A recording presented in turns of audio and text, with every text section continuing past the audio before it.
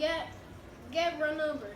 And when she got her breath, she added, is no this is no place for babies with all those horrid Good job. That's right. horrid things rushing about. We'll have to look somewhere else. Good job. So they flew over Beacon? Beacon Hill and round the house It's a state house. Mm-hmm. But there was no place there. Job. They looked in Lewisburg Square, but there was no water to swim in. Yeah. Good job. Then they flew over the Charles River. Then, is this better? Quacked Mr. Mallard. That island looks like a nice, quiet place, and it's only a little way from the public garden. Well, you're getting your YouTube channel. Yes, said Mrs. Mallard, remembering the peanuts that looked like just the right place to hatch ducklings. Oh, good job. You're doing very good. So they chose a cozy spot among the bushes near the water and settled down to build their nest. And only just in time, for now they were beginning to molt, and their all their old wings feathers started to drop out, and they would not be able to fly again until the new ones grew. Mm-hmm. Good.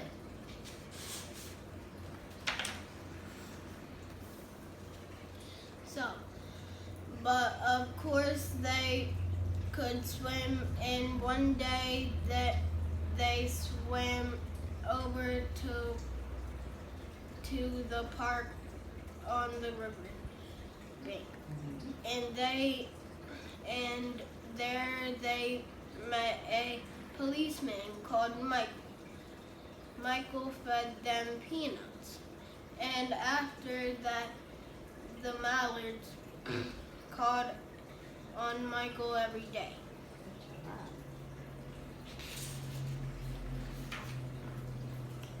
After Miss Mallard had laid 8 eggs in the nest, she couldn't go to visit Michael anymore because she had to sit on the eggs to keep them warm. She moved off the nest only to get a drink of water or to have her lunch or to count the eggs and make sure they were all there. Missing any babies. That's done a good job. Very good. One day, the ducklings hatched out. First came Jack, then Cat, You're right. then That's a funny name. and then Lap, and then Mac, and then Knack, and Quack, and Pack, and Quack. Funny names. Mr. and Mrs. Mallard were bursting with ducklings Bursting with pride. pride. It was a great responsibility taking care of so many ducklings, and it kept them very busy.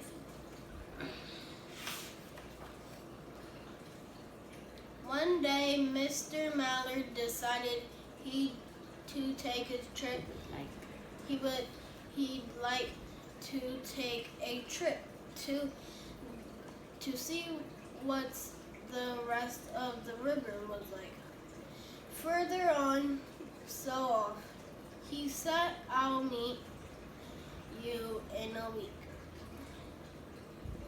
In the public garden, he quacked over his shoulder, "Take good care of the ducklings. Don't you worry," said Mr. Mallard. Mrs. Mallard, "I know all about bringing up children," and she did. Good mommy. Look at all the ducklings. How cute they are. A lot of them. Yep, there's always. Mm-hmm. She taught them how to swim and dive. She taught them to walk in a line, to come when they were called, and to keep a safe distance from bikes and scooters and other things with wheels.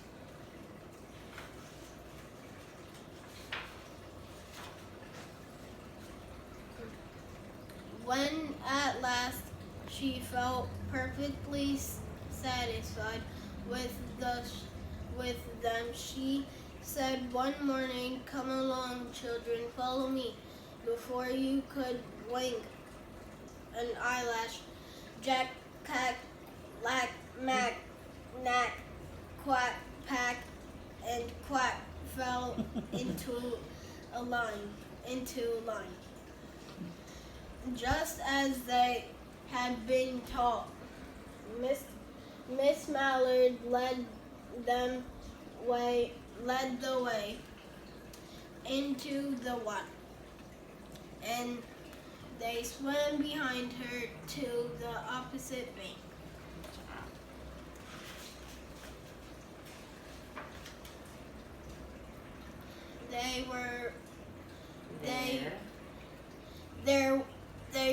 There they waded ashore and waddled along till they came to the highway. Make way for ducklings. Oh, yeah. Miss Mallard stepped out to across the road.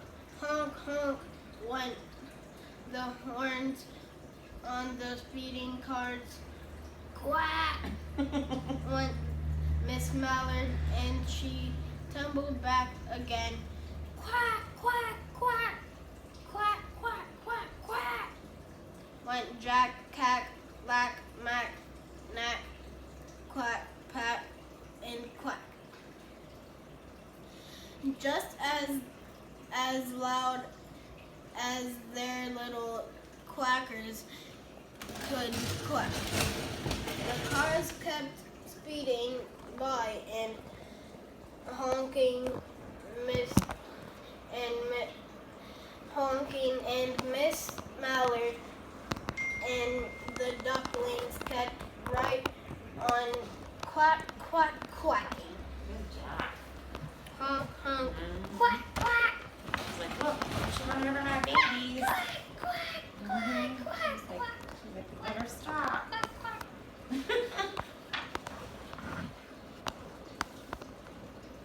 They made such a noise that Michael came running, waving his arms and blowing his whistle. At least she knows Michael, right?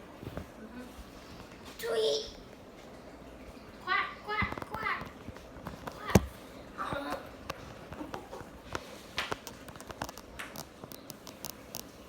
He planted himself in the center of the road, raised one hand to stop traffic, and then